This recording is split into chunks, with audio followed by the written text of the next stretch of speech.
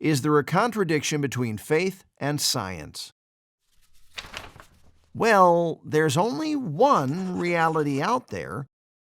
Science seeks to understand and explain this reality by means of observation and reflection. In the process, it delivers theories and hypotheses about the world around us.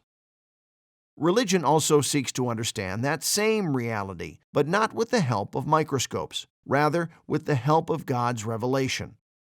It's concerned less with the problem of how something works and rather with the question, why does the world exist and what is its meaning? And so science and religion lived happily ever after. Well, unfortunately, not always. Problems can arise on both sides. If, for example, a scientist claims that life has this or that meaning, or none at all, then this is a mere claim and not the result of a scientific investigation.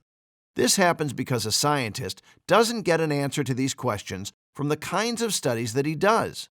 While he may be able to understand how something works, the question of ultimate purpose and meaning do not reveal themselves to him.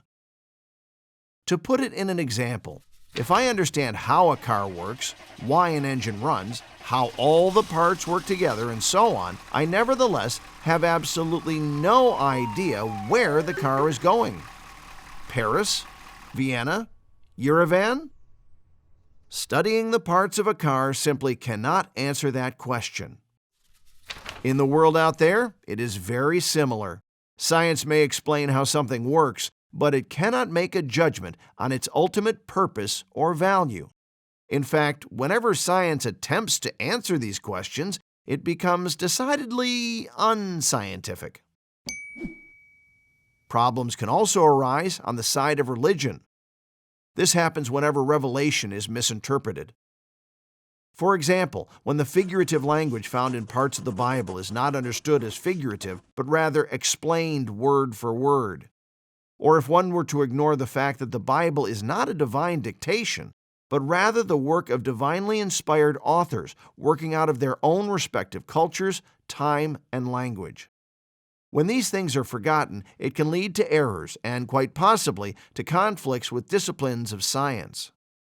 It is important to see in these cases, however, that it is not revelation that errs, which is impossible since it comes from God, but rather it is our interpretation of revelation that is in error.